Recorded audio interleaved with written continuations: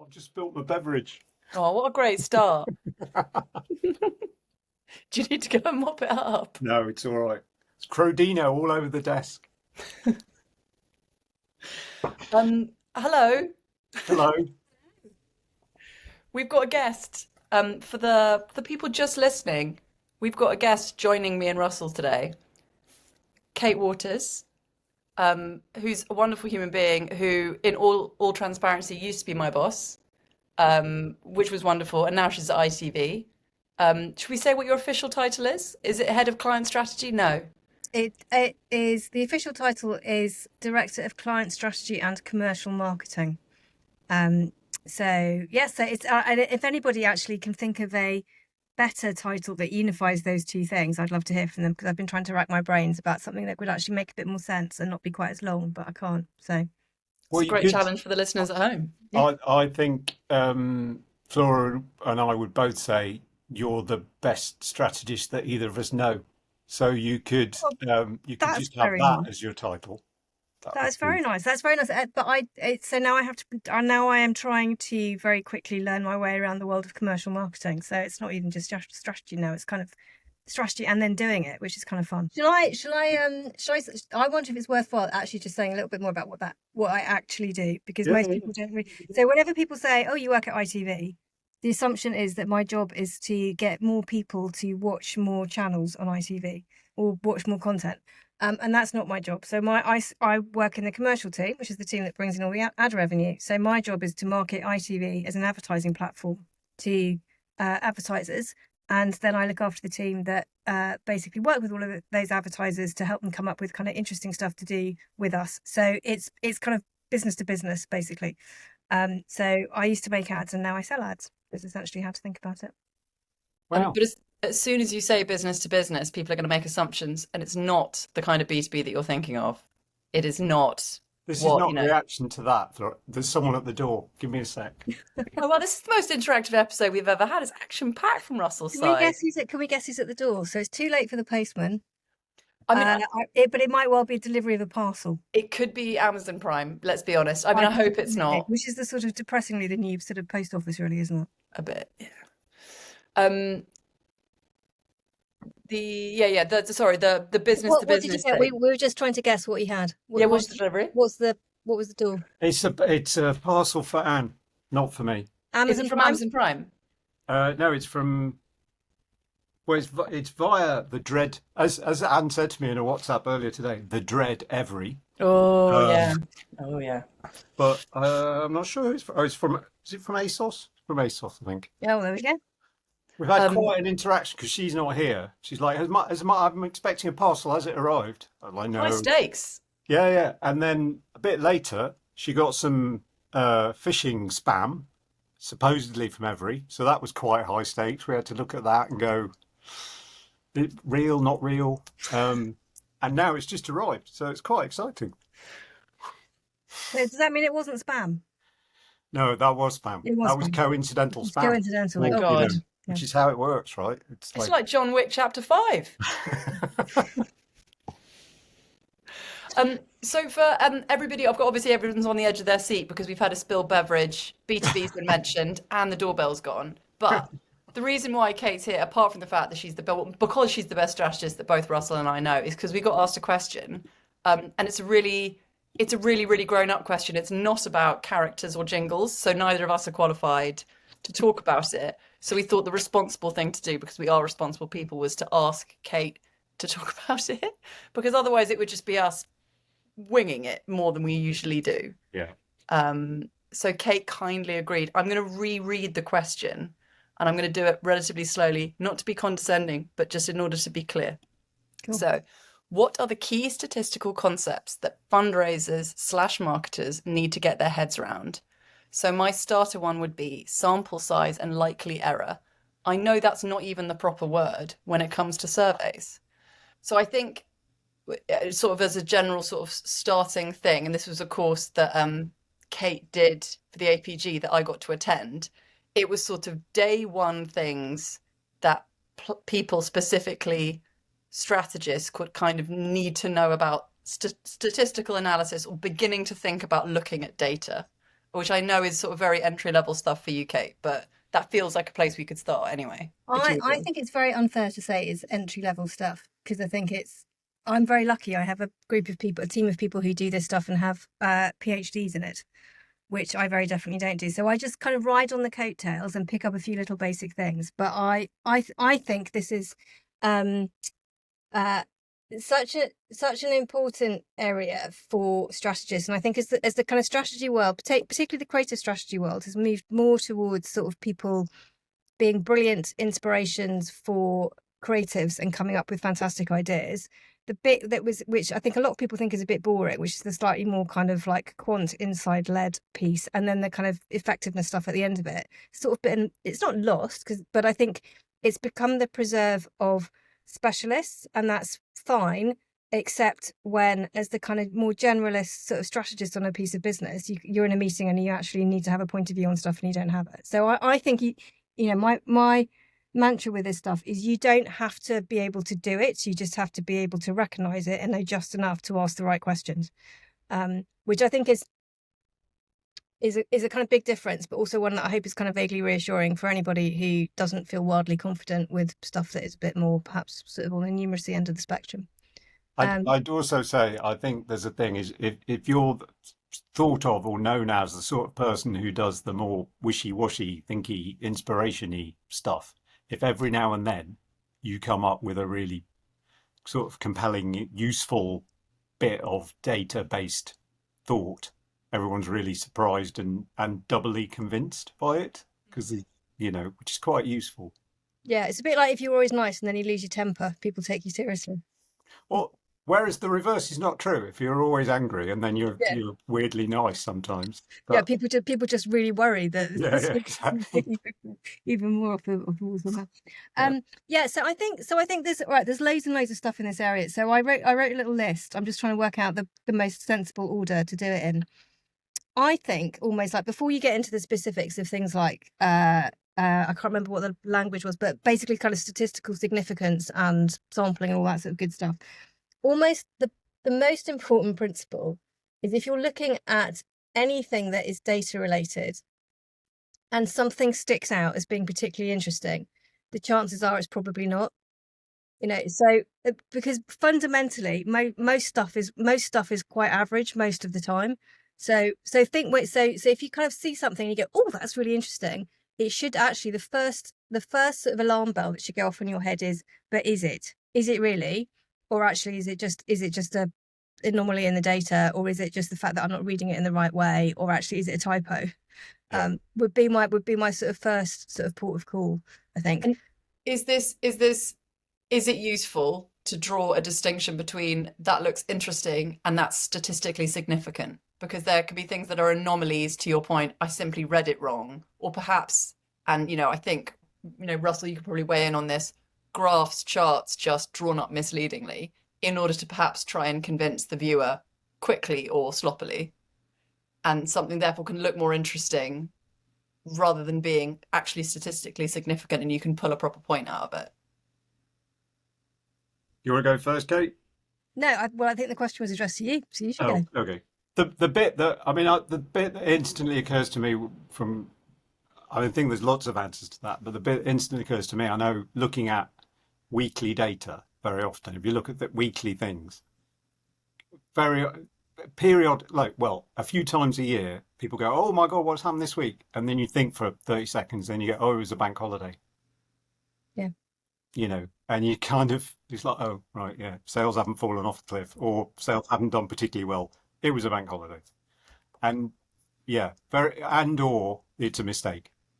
Like if there's a huge glitch somewhere, chances are often it's a data entry error or, you're reading the wrong number or something like that. Yeah. But, And I think where this stuff comes to light is in when people are trying to pull apart different segments of the population, and actually fundamentally most people are more similar than we like to think, and it's often the stuff that people have sort of discounted as being really boring that is the stuff that is actually where you see the differences. So age, yes, guess what? Younger people are quite different from older people sometimes in the stuff that they do, largely driven by life stage. So guess what? People who are interested in nappies tend to be people who just had families, not people who are in their 70s or people who are in their teens, and other than those who are having families younger. And then the other one, which is geography. So actually a lot of, where your postcode is quite a good indicator of what's going on in your life, and particularly from a kind of wealth and prosperity perspective, which is of course what advertisers care about. Because actually, in many respects, if you're an advertiser with a premium brand, you need people who can afford to buy it. So there's quite a lot of sort of quite boring demographic stuff, which is actually what drives the sort of single biggest differences. And it's like when I always think that one of the great underused sets of data is government stuff, the really big government surveys, because fundamentally the stuff that is really important and drives massive change is, things like the birth rate, stuff like, immigration, net migration, all of the stuff which is about the kind of really big population scale stuff. That's where you see the big differences. But we tend to get hung up on trying to look for little differences. And I remember when I used to, for my sins, Russell, when I turned down a job with you and I went to work in direct marketing for very, very good reasons. And I learned loads. But one of the things that really fascinated me was that culturally, that world is built on the principle that actually what you want to do is pull apart the differences between segments of people and write different communication from them. And so I sort of basically just developed this theory that there are two types of people in the world. Not people, marketers probably, splitters and lumpers. So splitters are kind of people who like to divide you into little groups and try and accentuate the differences. And then lumpers are people and or agencies or disciplines where you go, actually, let's look for the nice big unifying thing that sort of ties it all together. And that fundamentally drives what you're looking for when you're looking at data and how you look at it. Are you looking for the kind of big stuff that's similar, or are you looking for the little tiny things that you can pull apart? So I think there's kind of really interesting cultural stuff about the way that we look at data, and particularly when you've kind of got a marketing hat on, what you think you're looking for. But I guess to go back to the question and your one about statistical significance, I mean, the thing that really does my head in more than anything else is people who pull out stories from data where it's not statistically significant. So I've seen research agencies do this, where they say, oh, but it's directionally significant, and which is complete and utter nonsense. There's no such thing as directionally significant. It's either significant or it's not. And if it's not, there's just nothing there. It's a bit like people saying it's anecdata has turned into it's valid. We haven't heard Yeah. that. That's the Yeah, worst. you hear that on the news. People going, well, is that? And you go, what that means literally is it's not data. It's an anecdote. But That is it's, mad. yeah. So no, I think the notion of statistical significance, which basically means does the maths behind the statistics give us confidence that this is actually different from the population is a fundamental thing for people to understand. And again, you don't have to understand how to do it. You just need to be able to understand how to spot it. So and I guess a kind of live example of this, we've just done a big study which is called, funnily enough, What Unites Generations, because I live in a world where we try and unite people.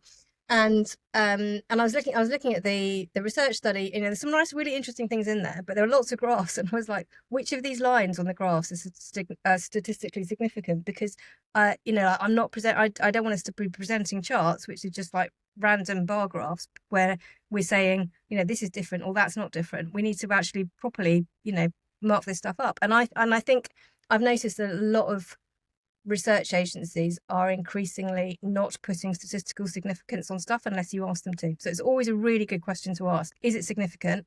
If it is, why isn't it marked up? And if it isn't, well, what is this chart telling me then?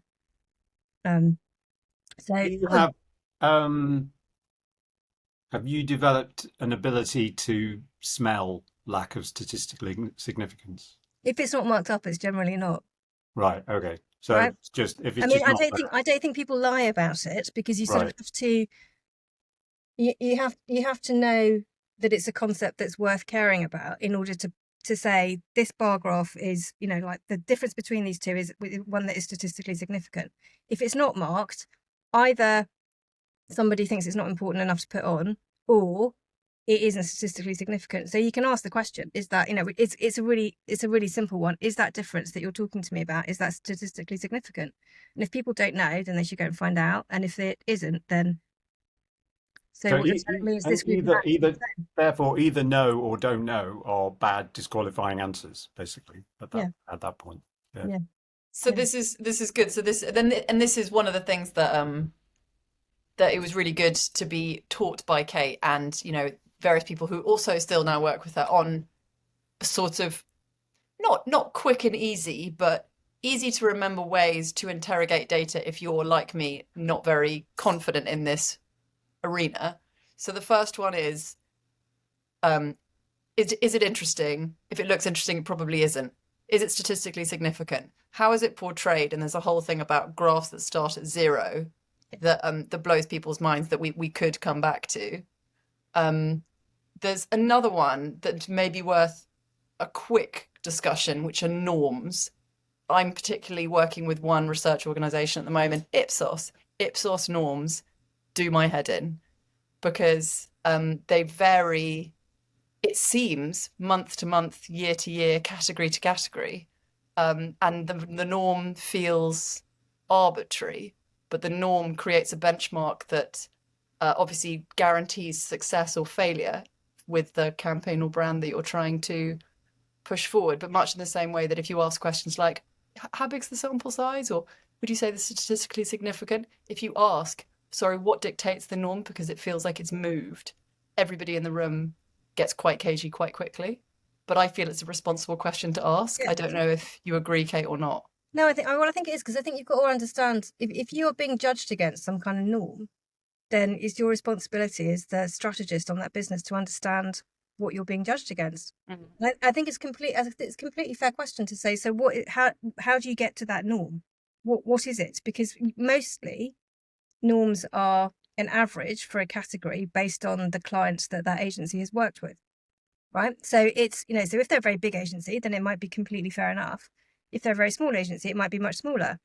Now I think it's also, how are people using those? So I think in that case, if it's a kind of go no go decision sort of type thing, that's the worst of all of those sorts of worlds, isn't it? If it's, we are, so one of the projects that my measurement team is working on at ITV is trying to work out what as a advertiser should you roughly expect if you advertise with us. What kind of incremental impact are you likely to see on, for example, your web traffic or something, if you are a digital brand and you're advertising with us?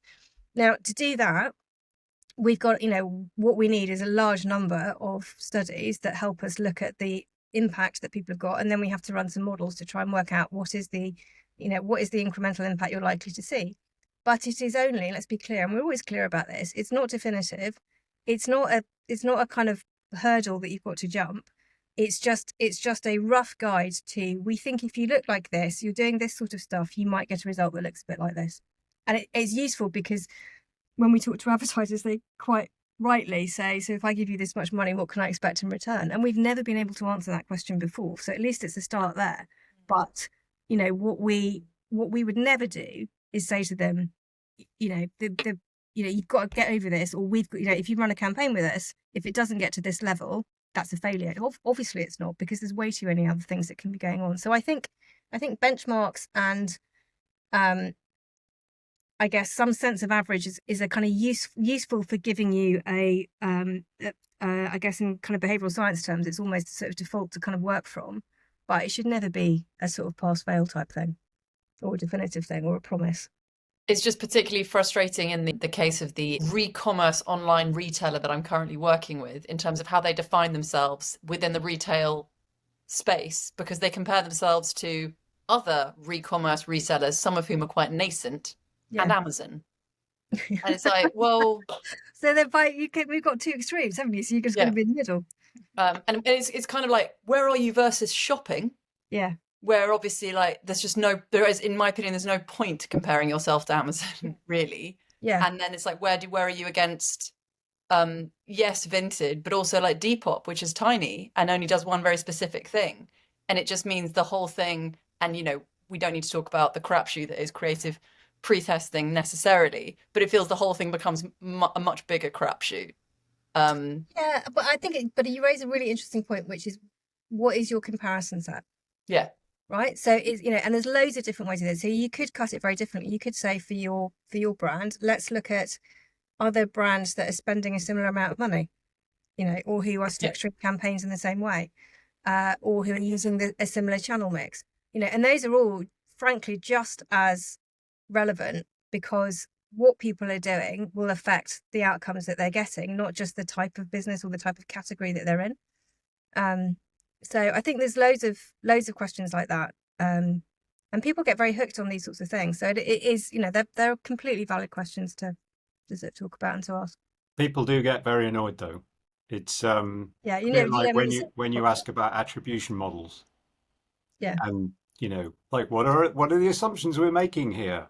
And they're kind of don't don't don't ask about that. It's but yeah, you kind of you kind of have to, because it's so most of it is so vague or unknowable that there are assumptions somewhere in the yeah, you may get a set of graphs that look like science, but somewhere there are just some assumptions that x equals y, yeah. and they're hidden, if they're very often hidden from you, and you have to keep You're poking. right. You raise another really good point. So I think what's very interesting, how econometrics is a statistical technique that is held up in our world to be kind of a gold standard, and it's often presented as being the definitive sort of rational point of view on what's going on. I think what's very interesting about econometrics is if you give two econometricians the same data set and ask them to make some recommendations, it's as likely as it is not that they will come back with fundamentally different points of view. And that's because, and I think this is what's so interesting, econometrics is fundamentally subjective, because actually it takes a really good econometrician to do it. They will write a bunch of, they will build the models will spew out a whole bunch of different things. And you might see a model that says actually it was, in my media world now, it was TV what did it. You might see a model that fits just as well that says, oh, it's Google search what did it. And it's down to the econometrician to make the decision about which one of those two is more likely to be true.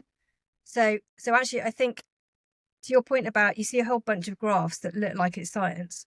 Even the most sciencey of techniques has a strong element of subjectivity in it, and I don't think that is widely understood or at all in our world.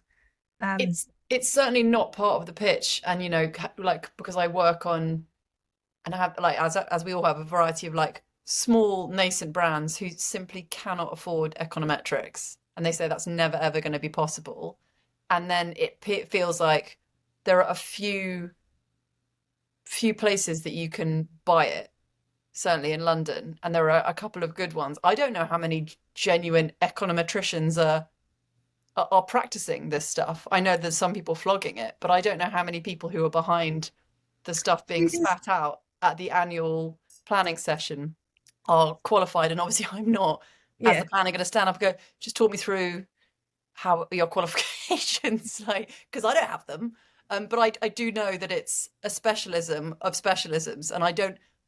There's a question in my mind of like how many real practitioners there are out there, and how many people are just part of a big machine that's probably got a really good model that they just reuse. It was probably written originally by somebody who was a true practitioner, but it's not okay to ask the question, because by the time you're in the room, the client's paid a shitload of money for this stuff and they really need a clear answer, and everyone's just desperate for one. So it's like, it depends. It depends how you do it, right? So there are, and this is so the practice or the technique of econometrics, if you like, is being democratized by the platforms. So the platforms will, now if you give them your data, they will use essentially say I'm going to get them around the wrong way. I think it's the Google version is called Meridian.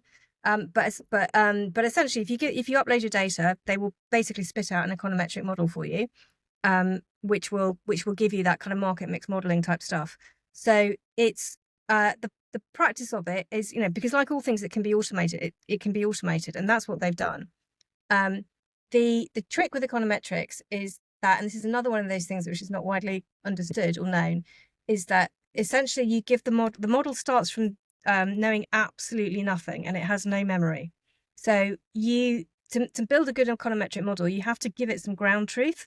And so essentially what you find is that the platforms have been very smart with this. So what they do is they basically say to you, we need to create some ground truth for the econometric model that tells it that when you do an experiment where you do, for example, like lots of Google search in this area and less in that area, the difference between the two is the incremental impact that search will give to your business. And you tell the model that, and you tell the model that it can never accept a version of the truth where that channel is giving less than that incremental uplift. So they've been really clever about it, and they've also kind of democratized the approach. And guess what? Their versions of the models will always basically take the ground truth for their channel. So what is a particular issue that we've got in TV. So what we are doing is building a suite of tools that let people do geo experiments that create the ground truth that they can put into their models, into their econometric models. So you can do, to your point, Flora, there are still a lot of really good individual practitioners out there who do this stuff very well. And because they do it very well, it's expensive. The platform models are not bad if you've got nothing, but you have to feed them the right data. And like everything, if you don't feed them the right data, they'll give you a biased answer. So I think it's just one of many techniques. And I think there's a danger that it's held up as being the gold standard, because that assumes that it is objective in a way that is absolutely not at all. Because by the time you're in that meeting, the word subjective isn't a popular one. No. Like on the whole, right? Of course it's not, because you're being presented with something that looks like the objective truth, but there's a whole bunch of assumptions, to Russell's point, that have gone into getting you that far. Yeah. And it always reminds me of, it always feels the same as SEO. Like if you ask two brilliant SEO people, what should we do? They will take the same data and the same circumstances and give you two completely different recommendations from a theoretically objective reality. Yeah. And I think a lot of the time the trick is it sort of doesn't matter. You have to pick who you're going to believe, follow because the answer almost always is like just execute violently. It's not whether like the strategies are all broadly fine. It's like, are you actually going to execute it consistently for a number of years? The problem becomes is like we picked this SEO person and 2 years later we're going to pick another SEO person, or we did that econometric model and now we didn't like it, so we're going to do that one, and then that's where you get nowhere. And that's another thing that definitely I've been noticing is especially with the bigger brands, they're not investing in this stuff, but they are changing providers fast enough, and then they don't have there's no one, as it were, doing all the stitching together. So you'll have an answer from 2020 to 2022. You'll have a gap of a year where they chose not to renew the contract, everyone lost their minds. Then they'll start again, but with a completely different provider. So you have two different answers. And then they go, we'd like to enter this for an award. It's like, yeah, me too. I'm absolutely not qualified to stitch these two things together. I think somebody can do it, but it's certainly not me or anyone in this building. We can make you a smashing tube poster though. Like, yeah. Years ago, when would this have been? Like the mid-90s, I was working with Microsoft, and they had their first sort of market research department, and they hired this brilliant woman called Anne Groom to build their first tracking study. And because it was Microsoft, they were enormously numerical, numerate. So she went out to all the suppliers, organised a tracking study, put it in place, and set it off. And I was kind of, and we'd just launched some ads or something. So I was like, can we have a look? And she said, oh no, we're not going to look at it for a year, because it won't mean anything for a year. And like that was so impressive. You imagine a modern marketing department like not looking at the tracking study for a year. Really can't. I mean, it was. Yeah. Can we talk about a pet hate of mine? Yes, please. Oh my God, yes. That's why we're here. No, that's good. So I think we should start with the originator, or not the originator of this, but one of the most famous people to get this wrong. So Rossa Reeves, right? Flora, do you remember me talking to you about Rossa Reeves? You do, right? So Rossa Reeves, the inventor of the USP, right? So we should kind of give him his dues. You know, like his world has. You know, he was a brilliant ad man of his time. But I think he's now probably better known for the Rossa Reeves fallacy, which was this. I guess best way to explain it is to tell a story. So we've all, I think, probably been guilty of this. When you look at some data and you look at often at the tracking study, and the tracking study tells you that people who saw your ad compared with people who didn't see your ad are more likely to think positively about the brand and possibly even more likely to say that they would go on to buy it or possibly even buy it, you know, claim buying. And certainly I remember in my early days as a planner looking at the tracking study, seeing that and going, oh my God, it's amazing, it's worked, it's fantastic. You know, and running into my boss's office and going, look, found this thing. And that of course is Rossa Reeves fallacy, because essentially what happens is he got the causation around the wrong way, because he believed that people who saw the ad were more likely to go on to buy, you know, something or to visit a website or to whatever the modern version of it is. And of course, actually, what happens is it's people who have just bought, or people who are fans of the brand, or people who have visited the website recently, who are more likely to notice the ad. So the causation goes the wrong way around. And that confusion between kind of correlation and causation is one of this, I think, this is the It's the most exciting episode we've ever had. Imagine if we were dialing the fourth caller. It was Samir saying, Kate, you've got a few things wrong. So sorry. So thankfully he doesn't know that I'm doing this. If he did, then if he listens to it, he'll tell me I've got a load of stuff wrong. I'm hoping for a fire alarm in your house, Flora. I think that's Yeah, what. no, a child's also going to come in with a water pistol. I can feel it. Right, fair enough. The, I think correlation. I think that's a really really good pet hate to have. It's sort of, and it feels like it's really fed into the Ipsos methodology, which is currently the bane of my life, which is like how they do creative pre-testing, which is they show it in the worst possible environment, which is on your phone, and they're like, oh, we replicate the real world environment in which people encounter advertising. It's like, well, I don't watch video ads on my mobile, so you're showing it worse actually. And they're like, but it's cluttered, just like the daily environment. It's like, yeah, kind of. I sort of see what they're going for, but it's not a fair replication. There's 150 people looking at something small and badly on their phone and distracted. They're shown 6 ads, and then they're shown 6 frames of your ad, and they're asked if you recall them, which brand it's for, and then as a result of you recalling them, are you more likely to go and choose that brand next time? And that's it. That's the test.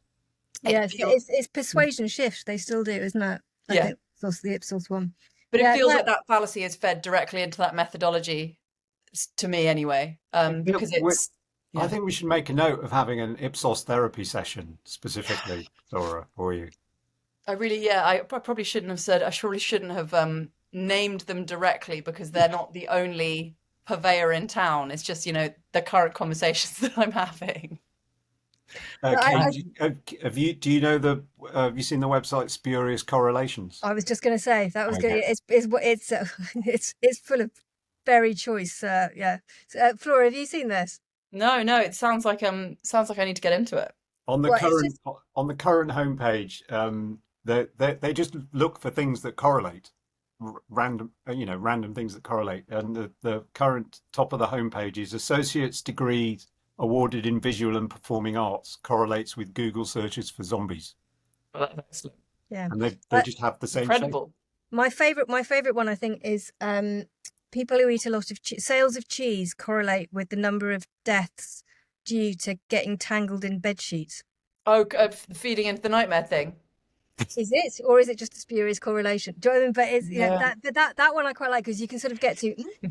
But that's because we're narrative machines, right? Like you present someone with this spurious correlation, and they will go, oh well, that's probably because of this, and come up with some sort of explanation. That's literally all I can do. Yeah.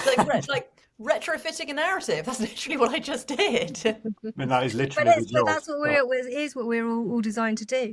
But I think the correlation causation thing is really important, because it shows up, or it pops up in so many different places, and particularly in in all of the data sets that we look at when we're trying to evaluate the success of something.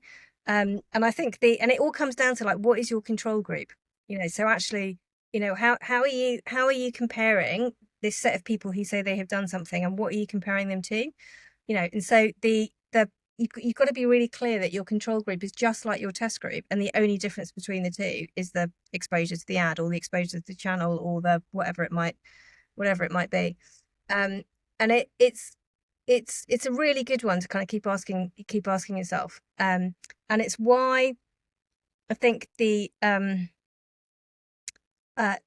whole world of digital, the sort of digital metrics that used to get spaffed out all the time, I think the platforms have done a brilliant job of moving on from this, because in the old days it used to be okay, if you spend lots of money targeting people who let's think of a good example. If you spend a lot of money targeting people who say they're in the market to buy a new car, guess what? Some of those people go on to buy a new car.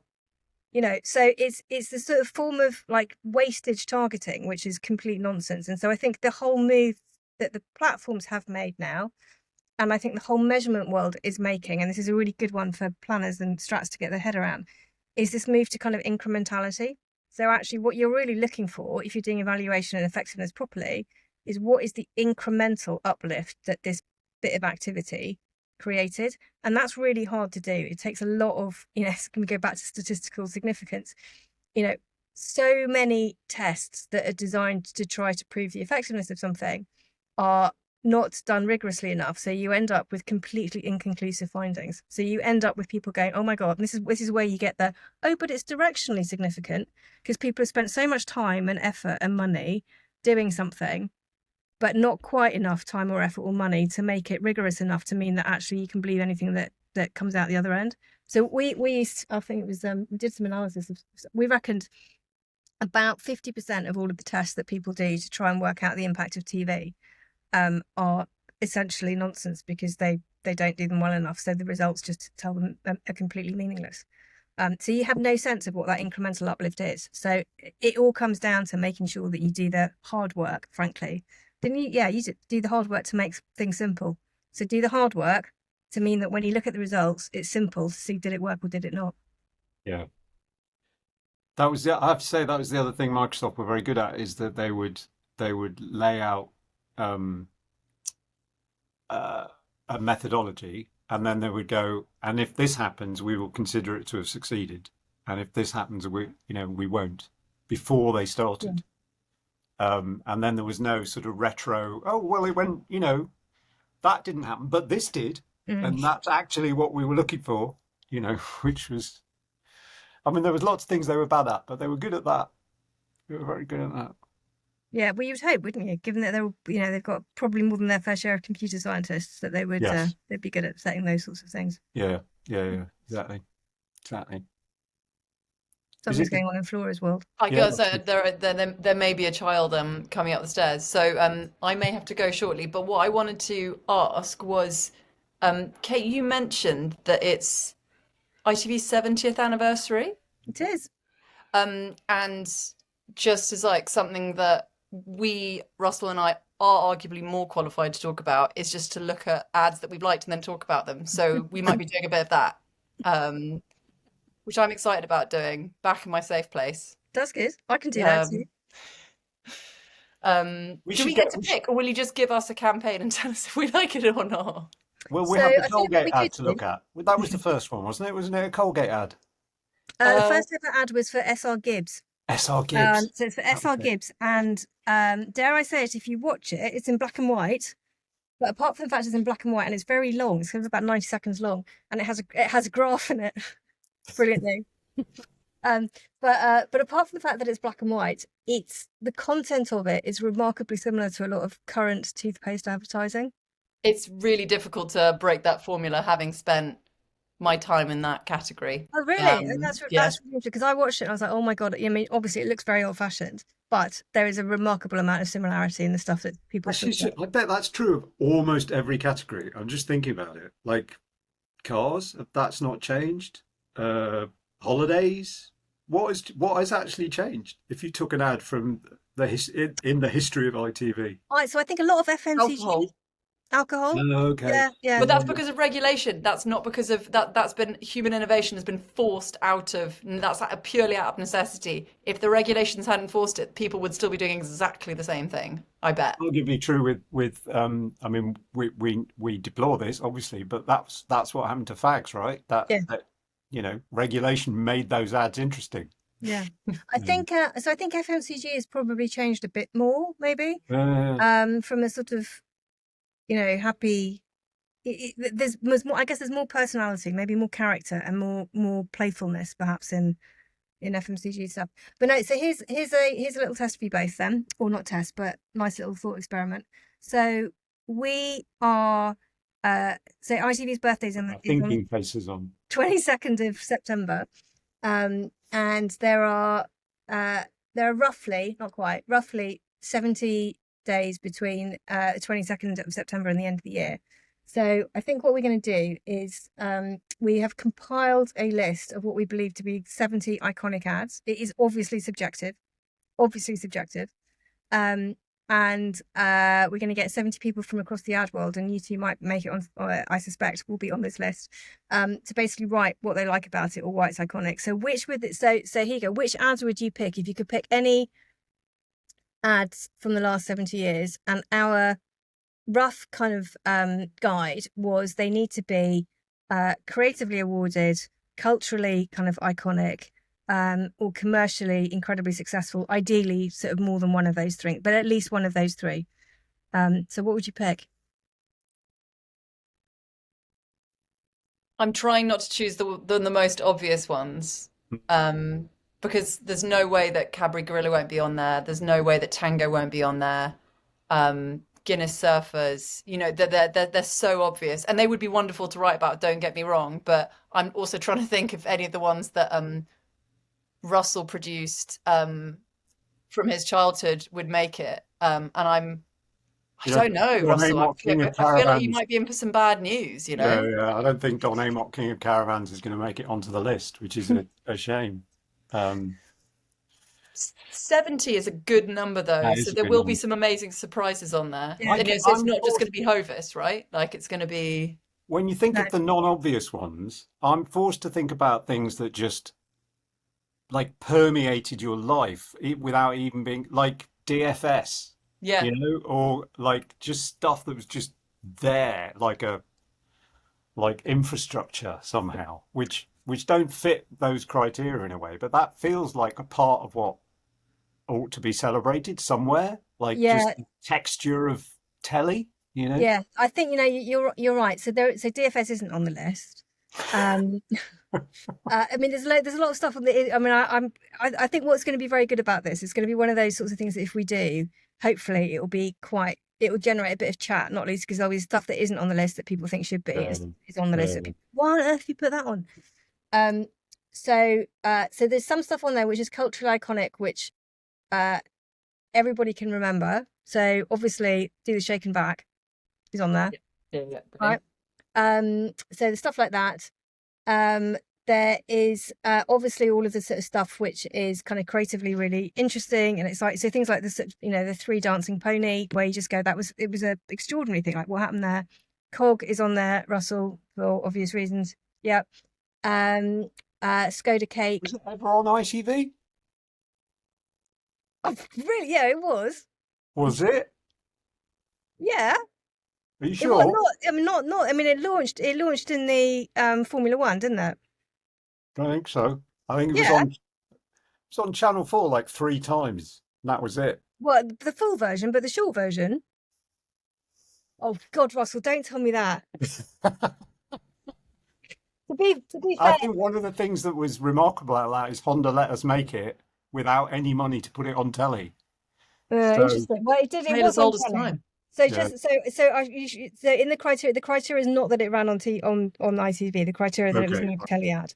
She starts getting thinking, right, do a bit quick, like pick quick post rationalization. No, it's I will double check if I can.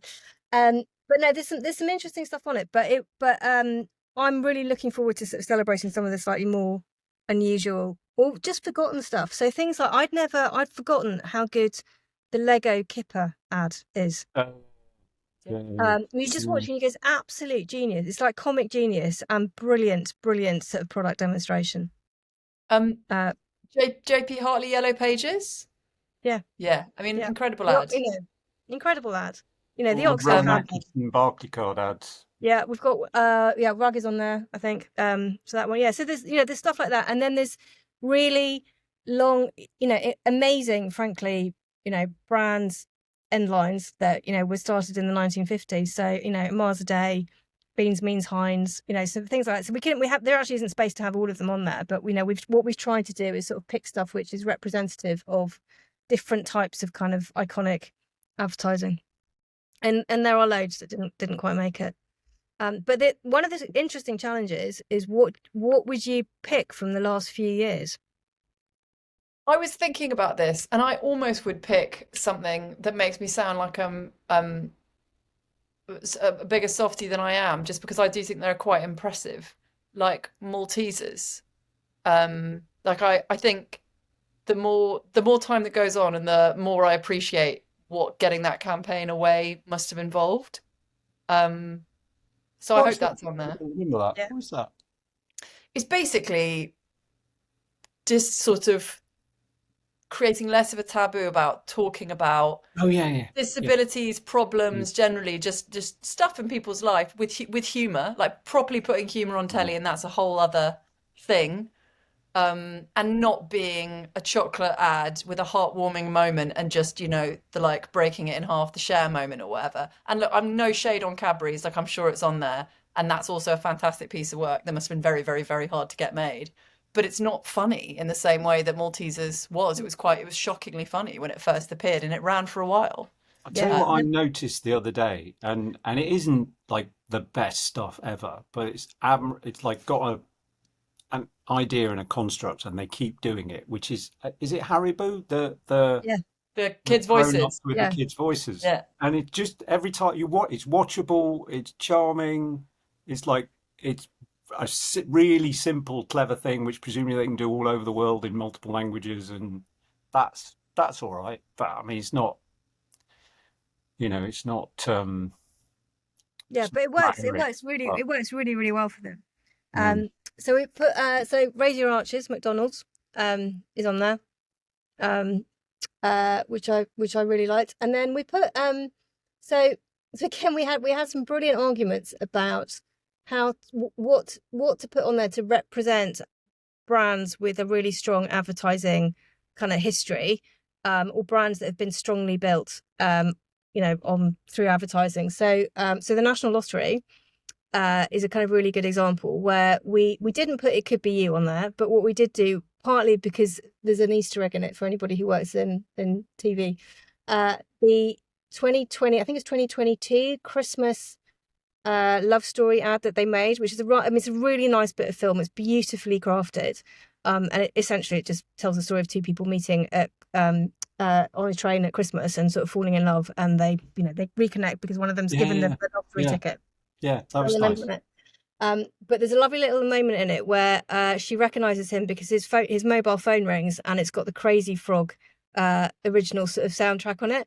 And there was a period, I can't remember which year it was, but when Crazy Frog was a thing, and they spent so much money on TV advertising that it sort of created the category.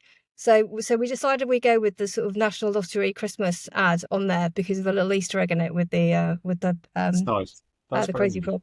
Yeah. Yeah, yeah. Well, what a fun thing. That is a good Okay. idea. It's fun. It's fun. So there'll be lots of stuff happening, hopefully around the birthday, and lots of opportunity for people in Adland to enjoy some of their favourites from what we are calling the first 70 years of iconic telly advertising. Very good. Um, Have you got water pistol duty now, Flora? Is We that have got water pistol duty, and so I'm just going to say what we're in theory meant to be talking about next time, which is the question, which is is the UK still a place where young people come from other countries can come and get into strategy? So it's another really serious one, guys. There's no jingles. It's really sad. But the future of the industry, is career planning useless? And the state of the job market. So Who's going to be hold your on to guest your for that? hats. Who's Yeah. going to be a guest? Oh We God, don't maybe know. we should get a guest. Yeah, well, Um, I mean, based on this, we clearly need a guest in every episode from now on. But yeah, God, we're gonna have to get one. Okay. Don't have an immediate answer for that one, Kate. Gonna have to think about that. All right, stay I've got some tuned. thoughts. Tell you Yeah. that. Sounds good. Very good. Thank you, Kate. Thank you very Good much for Thank luck. having you, me. Kate. Fun. See ya. See you soon. See ya. Bye. See ya. Bye. Bye. I'm going to press stop now.